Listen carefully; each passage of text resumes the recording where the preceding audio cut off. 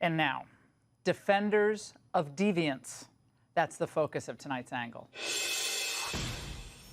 I'm just convinced now they can't help themselves, because when given the choice, liberals on and off the bench will always side with the interests of illegal alien lawbreakers over the Constitution and the safety of the American people. This Judge Brian Murphy, a Biden appointee, just got put on the court in December, and he sits on the federal district court in Boston. He's very upset today, even hinting that the Trump DHS may be guilty of criminal contempt for carrying out the agenda that, of course, President Trump campaigned on, which was removing dangerous illegal aliens from the United States. Now, at a lengthy hearing today, Judge Murphy said it was impossible for these people to have a meaningful opportunity to object to their transfer to South Sudan. Well, he indicated that even 24 hours notice would be inadequate, and further, that the department's speedy removals were unquestionably violative of his earlier order. Well, and this is precisely what they did yesterday when a deportation flight of 8 criminal aliens landed in South Sudan. A top DHS official clapped back at the judge. We are removing these convicted criminals from American soil so they can never hurt another American victim. Now, a local judge in Massachusetts is trying to force the United States to bring back these uniquely barbaric monsters who present a clear and present threat to the safety of the American people. It is absolutely absurd for a district judge to try to dictate the foreign policy and national security of the United States of America. Yeah, this is extremely frustrating, but right now we don't seem to have a majority of justices who agree with the Trump administration on this issue, at least when it comes to the due process issue involved. Now, as a practical matter, lengthy hearings would mean that deportations would slow to a trickle, and we're already way behind where we should be on deportations. Our commitment here at ICE remains the same, that we will remove the worst of the worst from your communities, including the list of people that are up on this board. As we work every day to make the American people safer, we see activist judges stepping in a way that we have never seen before to put criminals first and not the American people. Okay, another thing I've concluded, this is the role of Congress at this point. They obviously need to step in here and establish some clear rules. What is the process they're due? How much time should they have to appeal their, the decisions about where they're being deported? What does it look like? What does a hearing look like? Is it a judge? Is it a magistrate? Is it someone who can be appointed just temporarily in the immigration setting? Congress needs to set these rules. Judges are not in a position to write these rules, nor should they be. And the supposed conservative majority on the Supreme Court that liberals are always railing about, they're not going to make deportations move any faster. Never going to happen. And by the way, who are these deportees that are deserving of all this due process? Now, reading these activist judges' impassioned speeches, you might think, these are just poor migrants, and they're just hardworking fry cooks or landscapers. Maybe they're your friendly construction workers. But here are their criminal resumes. Enrique Arias Herrero from Cuba was convicted of homicide and armed robbery. Jose Manuel Rodriguez Quinones, also of Cuba, convicted of attempted first-degree murder, battery, larceny, cocaine possession, and cocaine trafficking. Thongze Nicolot of Laos, convicted of first-degree murder and robbery. Jesus Munoz Gutierrez of Mexico, convicted of second-degree murder. Dion Peter Domak of South Sudan, robbery, possession of a firearm, and burglar's tools. He also has a DUI under his belt. And then there's Kwa Mya of Burma, lascivious acts with a child under the age of 12. Let's not forget Nyo Myint, also of Burma, first-degree sexual assault involving a victim mentally and physically incapable of resisting. And finally, Duan Than Phan of Vietnam, first-degree murder, second-degree assault. So Republicans, you need to immediately move legislation to codify and fund proper removal procedures. These individuals shouldn't be in the United States for a minute longer than is necessary.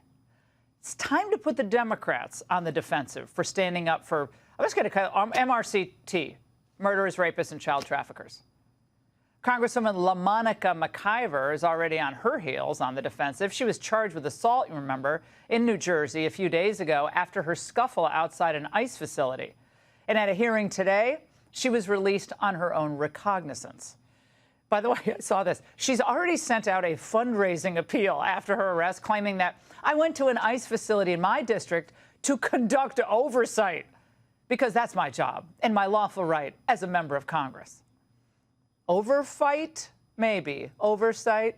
No. But again, instead of working to rid New Jersey of its criminal element, an elected member of Congress is grandstanding for the cameras and for the criminals. And by the way, again, they're criminal aliens, no less. Of course, when they don't have the facts on their side, Democrats, like the illegals themselves, play the victim. Representative, can we talk to you about the charges brought against you? Look, it's political intimidation, and I'm looking forward to my day in court. Nice speech. But even more revealing was what liberal loon Tim Walz said over the weekend. Again, taking sides against law enforcement. Donald Trump's modern-day Gestapo is scooping folks up off the streets. They're in unmarked vans, wearing masks, being shipped off to foreign torture dungeons. No chance to mount a defense. I thought he said gazpacho. He got that mixed up with Gestapo. All right. As he's spouting that, can you believe that guy was the vice presidential nominee? DHS is arresting criminal illegals in his state. They've nabbed a murderer, a gang member, and child sex offenders. So this issue is horrific for the American people, that we have to deal with this, pay money for this, but it's a gift to the GOP.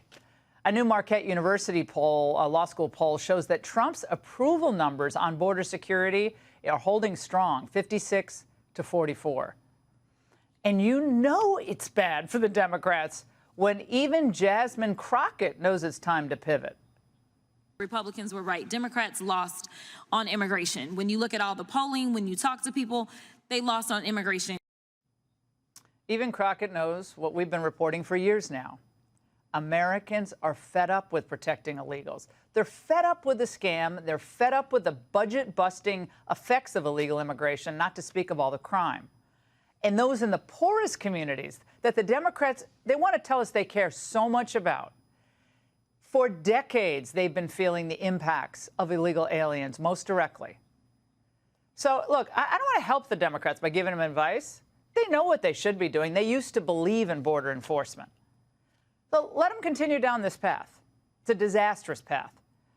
And even their most dedicated base will eventually abandon them for the party that protects all Americans legally here.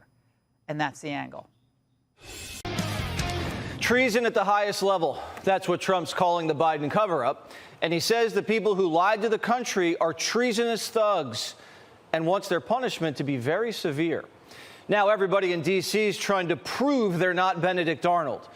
After hiding the evidence, now they're saying there was no evidence. It was harder to get people to say anything. That's the point. And it's hard to get, I mean, you need evidence for stories. Yeah, but we were trying to crack this. Yeah. People outside of the Beltway saw evidence every day, and they didn't need sources to know Biden's brain was shot. They just needed a TV. The Washington Post, a paper that has hundreds of reporters in the Capitol, who has reporters following Biden around on his plane, are now saying, quote, if Biden was too frail for his job, voters should have been informed. Yeah, by you. The paper that broke Watergate couldn't tell us Biden was a vegetable. Informing the public is literally their job. And they're saying they couldn't do it because they were tricked. We get phone calls at home where the guy is like pounding me because of op-eds that I wrote, et cetera, et cetera. So, you know, though. So I said that this was Biden at his best. Sure. That's what I saw. I don't doubt. That's what other people saw. I was obviously wrong. So I'm not sure what my takeaway is here. Scarborough says he was wrong, but he's not sure what the takeaway is. Journalists who act like they're smarter than anybody, and they're saying they got duped by Binder. They're saying, yeah, we really did think Biden was running circles around her. All of the people pretending they got duped got book deals. Well, what about the people who didn't get duped, like me? What do I get? I don't want anything. I don't need anything. I just need you to watch. And you do, because I'm right. As Limbaugh said, 99.8% of the time. Even the Biden campaign couldn't believe how dumb D.C. was. They were shocked that reporters believed the lies they told them. When you were reporting this, did people in his inner circle, did those that you talked to, acknowledge that the media, were they surprised by how complicit the media was? It was interesting. I had one conversation with someone, this was after the election, while we were reporting this book. This person said, listen, yes, we deserve blame for X, Y, Z. We were hiding him. This person also sort of got in my face and they said, listen, the media deserves some blame too. Like, we were sort of amazed at some of the stuff we were able to spin. You guys should not have believed us so easily. The Biden White House was like, yeah, we were lying, but you idiots shouldn't have believed us. We told you Joe was Hercules. The campaign didn't even think it'd be close. They thought they could throw Trump in jail and keep Biden in the bunker. They will say that the threat of Donald Trump made it so he didn't really have a choice. That being said, just given what we've seen of their actions and how they acted after the debate, I think he would have run anyway. I mean, I think, he spent most of 2023, him and Donilon, President Biden and Mike Donilon spent most of 2023 convinced that Donald Trump was going to jail. But throwing Trump in jail just made him more popular. So NyQuil Joe was forced out of hiding, and his campaign spent millions staging fake town halls. This fake town hall was in order to film it so they could make it into campaign commercials. They filmed it in Delaware with supporters. But Joe Biden, at this point, this is the spring of 2024, Joe Biden's town hall, which was closed to press, was so bad that campaign officials determined that it was not usable for a campaign commercial. So they took 90 minutes, 2 hours out of the president's day. They filmed an entire town hall, and they determined that it was not usable. Now, some people say this was because Joe Biden was incoherent. He could not really articulate his thoughts in a pithy or even semi-normal way. Everybody knew how bad things really were.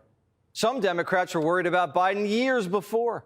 During a trip to Ireland, one Democrat said Joe reminded him of his father right before he died.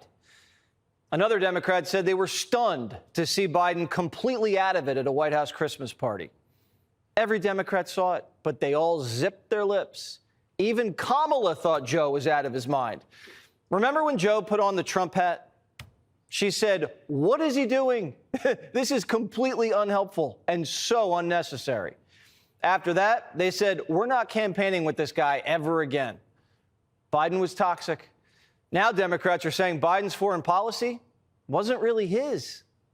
I look at the policy that we were able to pass, what we were able to do in the foreign policy space, reestablishing alliances. We were doing a lot. Now, was that Joe Biden or was that the people around Joe Biden? Politburo? Yeah. No, I don't think that was the Politburo, but I think he had really strong folks around him.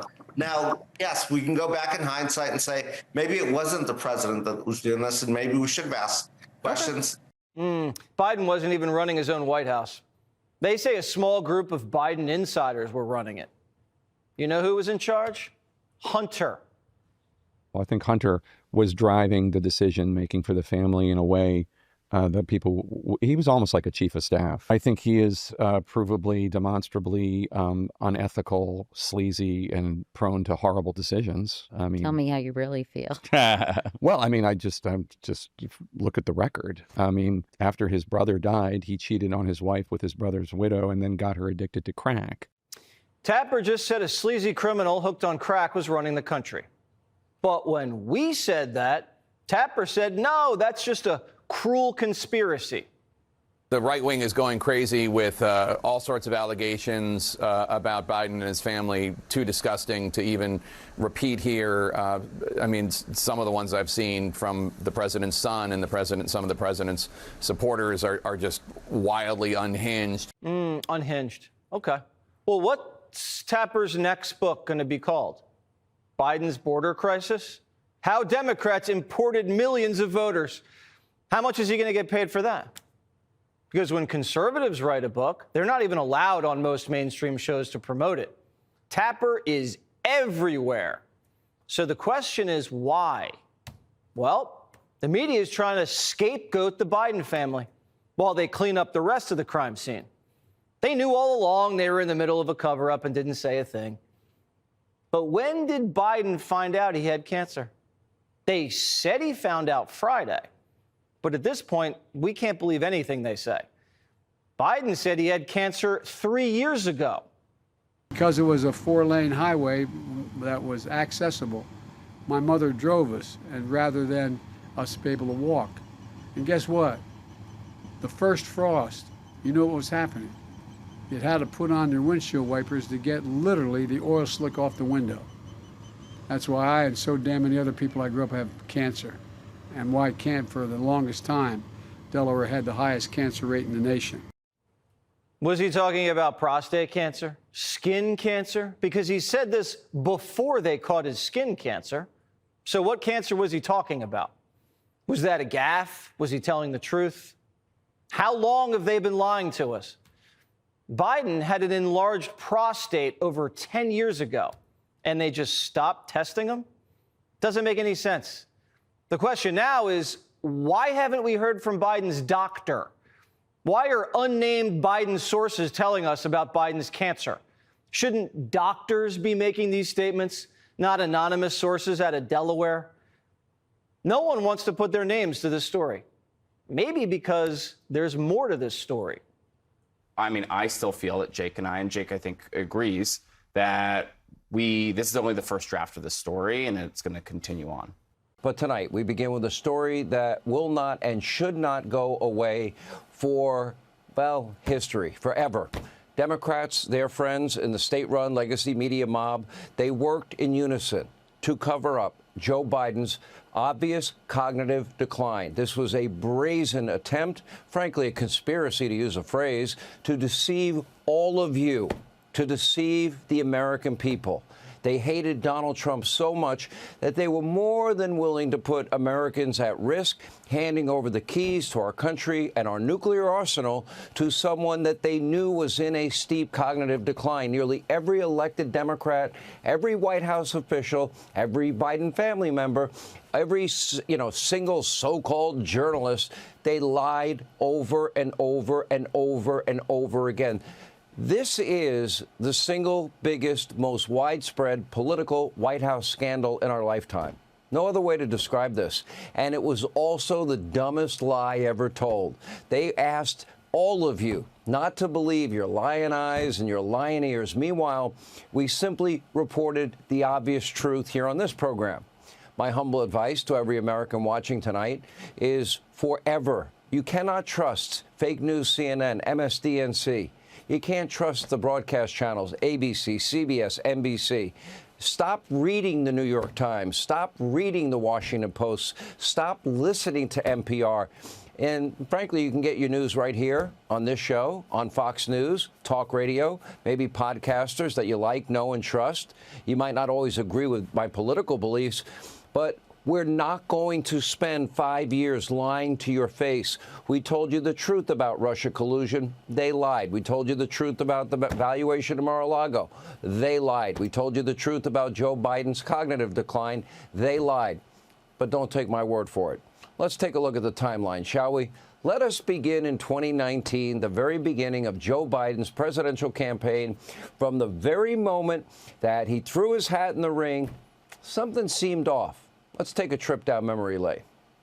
If you agree with me, go to Joe 30330. We choose truth over facts. Poor kids are just as bright and just as talented as white kids. Play the radio. Make sure the television, make sure you have the record player on at night, the phone. Make sure the kids hear words. This was not the Vice President Biden that you were all familiar with. It was clear, it was obvious, it was self-evident. Joe didn't talk the same, he didn't walk the same, he didn't look the same. Way back in August of 2019, it was obvious to me that Joe Biden was in a decline, and that's exactly what we reported right here on this show. Take a look. While his allies are trying to downplay it, there is a panic. All Joe being Joe, the verbal mishaps are piling up by the second, raising serious questions among Democrats about his viability. Well, let's just put it this way. I would argue that David Axelrod is right. That's probably the best you're going to get out of sleepy, creepy Uncle Joe. He's losing his fastball. I am in a little better shape. Anyway, unfortunately, anyone who dared to speak the truth was excoriated by the left-wing legacy media mob. Take a look. When he was on the stage, the decision he made in the moment was an unsubtle allusion to Alzheimer's or ageism. Yeah. Now, if he thinks that's winning, good luck. And if he thinks that the notion that, you know, again, people have talked about Joe Biden's weaknesses as a candidate. If you actually think he's weak, then he'll fall on his own sort of time.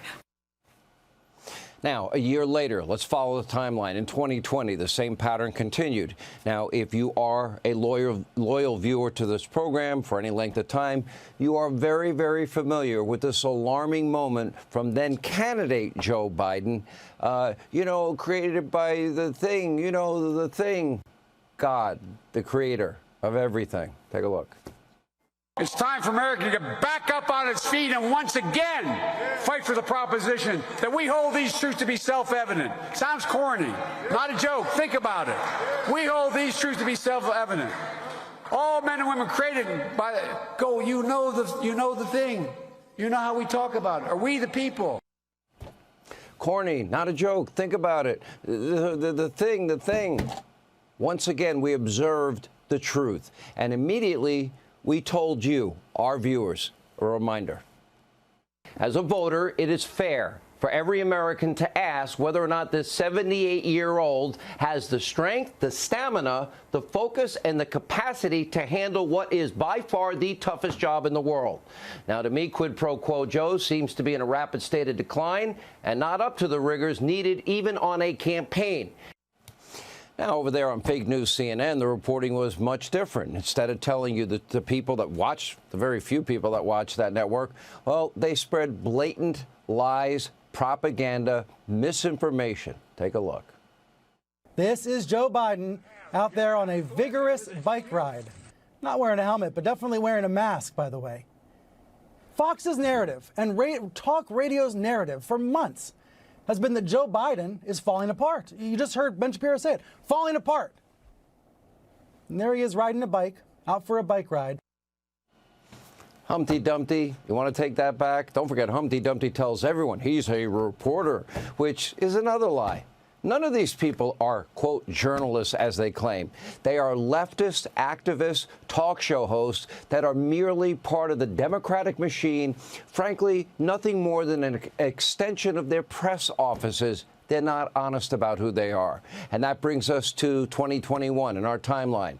Biden got a year older, and his mental condition got even worse. We observed obvious mental fog, too many gaffes to count, and to top it all off, Joe barely ever did unscripted pressers. Let me go to Sam, who's going to ask me about the budget. I mean, that's how it went down. And he spent most of his weekends in Delaware, could barely even drag his beach chair around. But according to MSDNC, competence was at the helm. Take a look. We cannot downplay the comfort that some of us feel in the country, that government is actually working, or at least trying to work, that competence is actually at the helm. More lies from the state-run legacy media mob. Let's go to 2022. Joe Biden's decline, it continued. Take a look at your screen. Dazed and confused, Joe Biden mumbling, bumbling, stumbling. He barely, look at this case, get his jacket on without help from Dr. Jill. But again, anyone who reported the truth, we were viciously attacked. We were accused of ageism. Take a look. What about the respect for elders thing that we talk about? Because we treat, I think, our elderly people we don't support them and honor them as much as other countries. Is there, and it's a little bit difficult sometimes to talk about these issues and to speak of a president that way. Yeah, I'm so glad you brought that up. I think one of the biggest challenges we face is ageism, right? Fake news, CNN running cover once again. A year later, 2023, Biden was on MSDNC, and for some reason, he just got up. and wandered off the set while the show was live on air. It was just, I'm leaving now, just walked off the set. The legacy media mob still lied to your face. In fact, CNN continued to blame Biden's lifelong stutter. Nobody ever talked about his stutter for his unusual behavior. Take a look. President Biden does have word-finding difficulties. He does. I mean, anytime you hear him in a speech, he does stumble. And I don't know if that's his stutter or if that's the prompter, but he does. And as you know, his critics seize on that. And this brings us to 2024, Biden's last year as your so-called president. Was he really? Anyways, most of you know Joe Biden was an utter train wreck. He barely worked, took a lot of naps, including during public meetings. Let's call a lid at 8 o'clock in the morning, meaning you won't see the president for the rest of the day. He wandered off, remember, during the G7 meeting in France, while other world leaders anxiously looked on. Come on, Joe, let me steer you back to where you belong. He also seemed completely lost during a Juneteenth concert, looking off into the distance without, with the 1,000-yard stare of his. At one point in 2024, he even walked straight into a jungle during a trip to Latin America. I'm going to go for a walk. We showed you all of this very real footage. Remember, he would shake air, and he didn't know whether to go exit left or exit right. He had no idea. Somebody would have to, oh, come on, Joe, we'll walk you off the stage. We would show you this footage day in, day out, night in, night out, while the other media outlets accused us of producing what they called cheap fake videos. Take a look. We're hearing about so-called cheap fakes. It's playing out on right-wing media, Fox, New York Post, and so on. And all of this is to try to make the case that Biden is slipping, he's confused, and so on. There are a lot of videos going around about President Biden on social media. Which ones are real? Which ones are deceptively edited, now being called cheap fakes? A lot of memes and what the White House is calling cheap fakes. Cheap fakes are a little bit simpler. They're cheap. They're just distorted, out of context videos, chopped up in certain ways, constructed in certain ways. That's what we're seeing. That's what the Biden administration, the Biden campaign is so worried about right now. That's June of 24. They had 4 long years to figure out what we figured out in 2019. And it gets worse. March of 2024, Liberal Joe, our old friend, proclaiming Joe Biden was his best self intellectually, analytically. What planet is he living on? Take a look. Start your tape right now, because I'm about to tell you the truth. And F you if you can't handle the truth. This version of Biden, intellectually, analytically, is the best Biden ever. Not a close second. And I've known him for years. The Brzezinskis have known him for 50 years. If it weren't the truth, I wouldn't say it. Hey, Joe, I could use your words. F you for lying to the American people. Even after Biden's disastrous debate performance in 2024, there was still some on fake news CNN making excuses for Joe until he was officially out of the presidential race. Take a look. In several events since the CNN debate, President Biden has appeared vigorous. He has had a really busy, jam-packed schedule where you haven't seen what we all saw on the debate stage. He never had a jam-packed schedule. My big question is tonight, if Democrats, their friends in the state-run legacy media mob are willing to lie so blatantly about all of this, what won't they lie about? As it turns out, their rampant dishonesty extends to almost everything.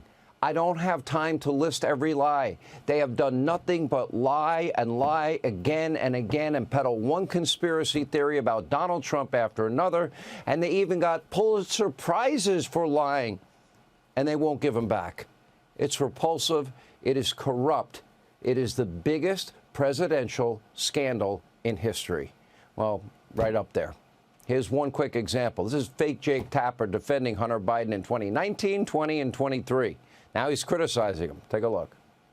Whatever you think of Hunter Biden, and there's certainly a lot of people in this town, Democrats and Republicans, that do not think a lot of him, there is a certain kind of cruelty to the campaign against him. Where is Hunter? Where is Hunter? Where is Hunter? The right wing is going crazy with all sorts of allegations about Biden and his family, too disgusting to even repeat here.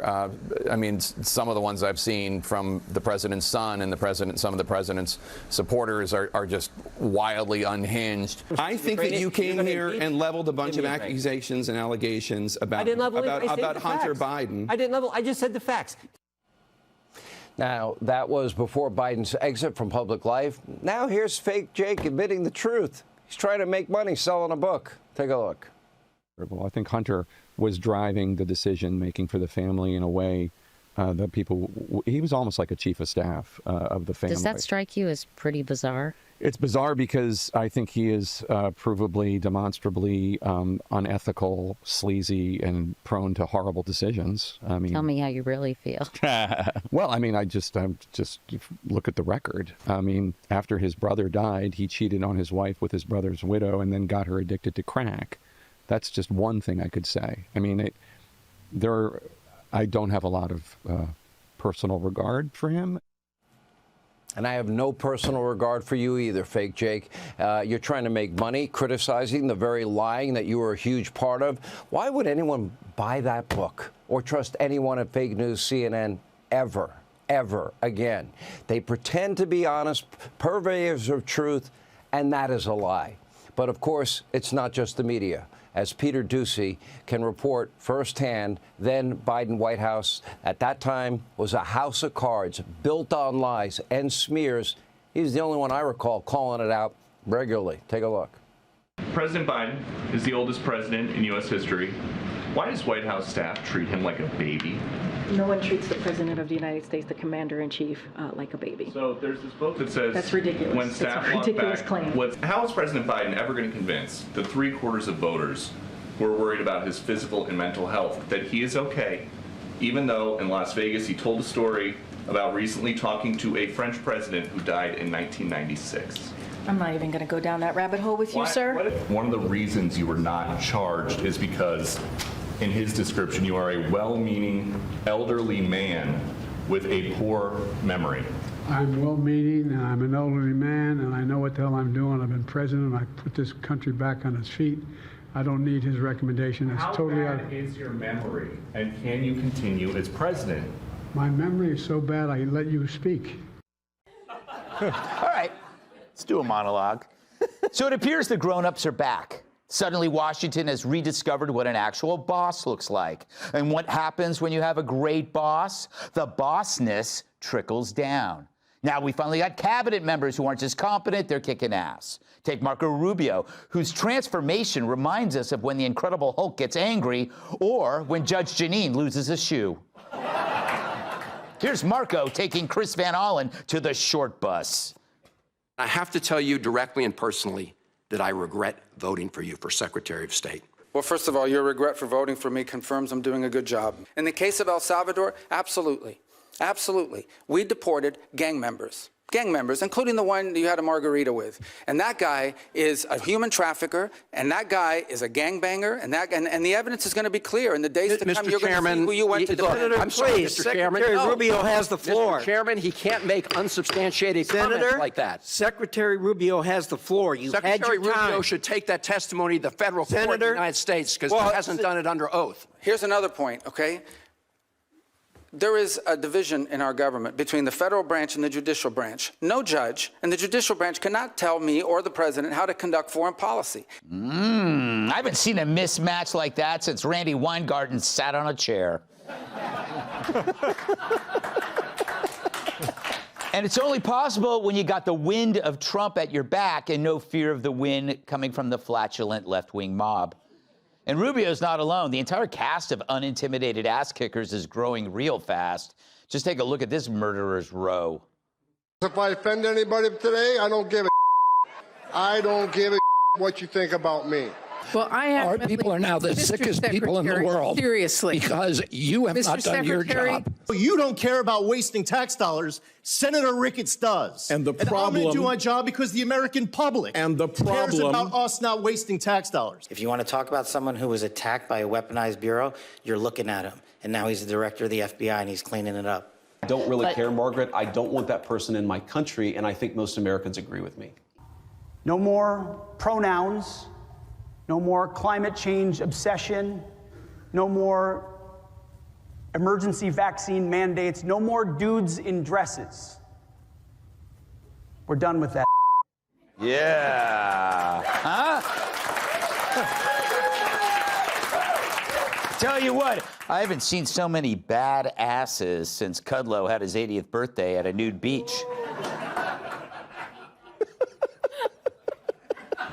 But all of them are energized because they know something changed. Trump's back, and he has your back, so they've showed up to fight. Now, let's contrast that with Team Biden, the island of misfit DEI hires. Last year's starting lineup, Kamala Harris, the border czar who managed to make the border worse. But by losing to Trump, she proves drinking does make your problems go away. Remember Mayorkas? The guy threw his own agents under the bus, lied about having control of the border, and on top of that, looks like a ball sack after a fresh waxing.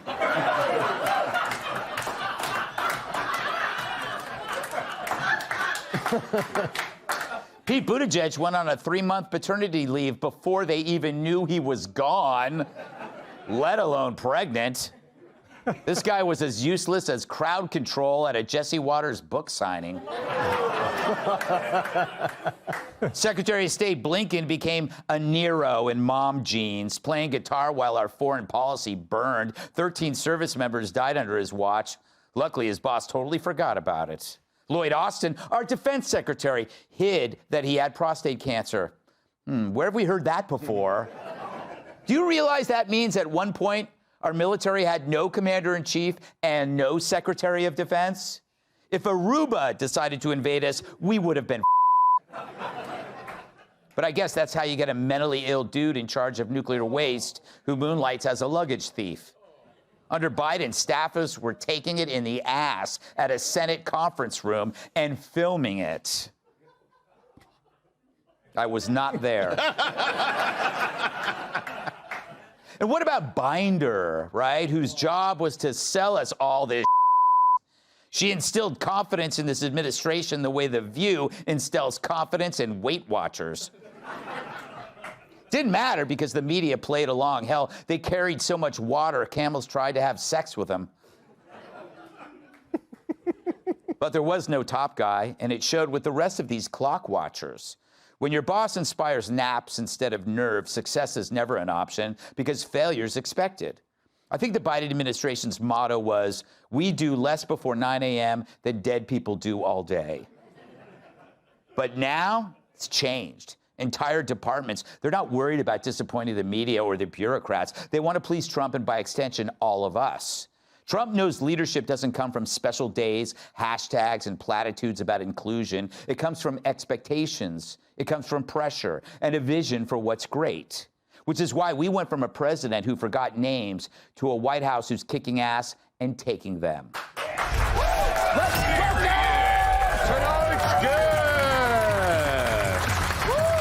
Wardrobe is sometimes used to wake coma patients. Host of Making Money on Fox Business, Charles Page. His idea of a hot foursome is a barbershop quartet. Fox News contributor Tom Shalhoub. They say laughter is the best medicine, which is why he's banned from hospitals. Actor and comedian Steve Byrne. And she's our favorite, Madison, after James and Square Garden. Fox Business correspondent Madison Allworth. Charles, it's kind of funny watching Rubio kind of transform from a little Marco to murderous Marco. Yeah, no, I loved it. I do disagree with one part. That was an amazing monologue, but thank you. The Mayorkas. Yes. I think he looks like a ball sack, but not after the polishing. That needs a good polishing. That's all. That's the only where I disagree. It is tough. He does look like, he looks like he has a few stray hairs, a little wrinkled. Yeah. So, I'm a big boxing fan. Yeah. And when Evander Holyfield was coming up, one of his biggest fights, he moved up to cruiserweight. Mm-hmm. He was fighting this guy named Ricky Parquet. Mm-hmm. Now, before the fight, they asked Ricky Parquet, what are you going to do? This guy is tough, He He said, I ain't gonna tell you my strategy, but when I do like that, that's called the slamma-jamma. So, third round, Holyfield's whipping his ass. Right? Next thing you know, Parquet goes down. He looks over at the camera and goes, I swear, Chris Holland did the same thing during that hearing. He looked over one time, he was like, Rubio's whipping my ass. Slamma-jamma. They don't know what to do. It was not pretty because Rubio's been on the other side. Yeah. He knew what to do. And Van Hollen, I keep thinking of Van Halen, but they're much better. Yeah. He didn't know what to do. Tom, what is it about? And you work with me, and you know what a boss I am and how great my staff is, which is reflective of my leadership abilities. Very true. All true. Yes. Is that what's going on here? They're drawing inspiration from the guy in charge? Absolutely. And, Greg is a perfect example of this. But they're taking your steam away, Greg. You were the only right-wing guy out there who was slaying it, who was making jokes about the left. Now, Trump and all of his administration is in on the game. I mean, these hearings, these stupid hearings, I'm so glad they cracked the code on this thing. They just come back at them like it's a Kill Tony podcast, and they roast them back. Yes. Because the whole idea of this, they use decorum against these people. So they said, because of Robert's Rules of Order and the parliamentary procedure, they could say whatever they wanted, and the person just had to sit there and take it. So whenever we saw these hearings, the people would just be sitting there like idiots as the senators laid into him. Now they come back at him. Yeah. Rubio was like, that crack about the margarita. Yes. Then it made that guy look like an idiot. So Van Hollen is like, I demand you take that back. It was not a margarita. It was a mojito. Madison, did you catch the crazy stuff today with the South African president, all that stuff? Was that incredible? It is amazing how much we're seeing that we never used to see before. At these hearings, C-SPAN is now interesting. Yeah, the curtains have just been pulled wide open. Mm-hmm. We can see everything on full display. It's like when I sneak into the Gap. Oh, God. Anyway, go ahead. But it's an incredible transparency, which I think is what makes this all so wild. Because not Van Halen, Van Hollen was upset, saying, okay, bring this in front of the judiciary. And of course, Rubio was saying, no, just because I'm actually talking to world leaders doesn't mean that you get to get in on the secret sauce. It's like asking the popular kids at the table, like, hey, you got to share with all of us. No, just because former President Biden was falling asleep at G20 meetings, missing these dinners, he didn't have any information to share. Now we do. We open up the curtain as wide as possible, but some things still have to remain a secret. And I love the way that Rubio handled that. Yeah, I thought he was great. Steve, it's good to see you. Are you still selling newspapers on the corner of 6th Avenue? Actually, in Tiananmen Square. Look, that Rubio was inspiring. It was great. And it's like, to Tom's point, it's like once it's in the ether, it's like, I take it back. It's like, it's already on Twitter. That's what people remember.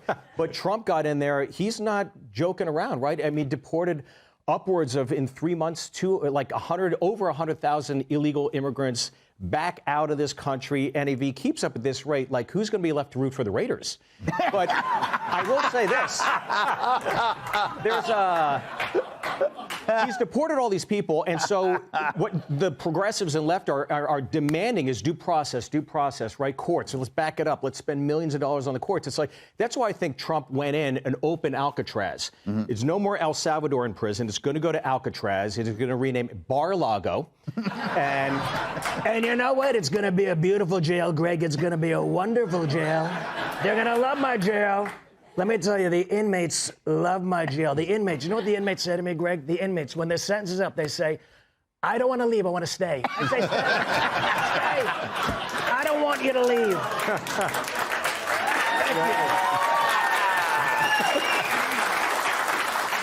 Nicely done. You know what the prison guards tell me? The prison guards, they say, I want to be an inmate. That's what they say to me. All right, that was beautiful. Before we go, come see me on tour with special guest Tom Shalhoub. Yeah! Woo! We will be in not good, but Grand Rapids, Michigan. And we're going to head out to Rockford, Illinois the next month. Then Pennsylvania, Connecticut, Arizona, and Texas later in the year. Go to ggutfeld.com for tickets. Hey, Sean Hannity here. Hey, click here to subscribe to Fox News YouTube page and catch our hottest interviews and most compelling analysis. You will not get it anywhere else.